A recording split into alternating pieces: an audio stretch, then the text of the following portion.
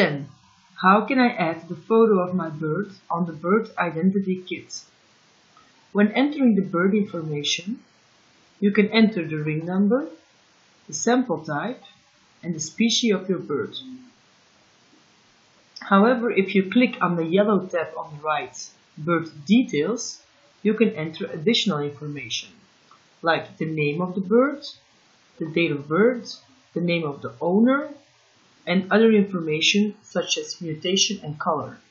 Here you can also add a photo. Select a photo from your computer, clicking on Upload an image. If you are satisfied with the photo, click Done.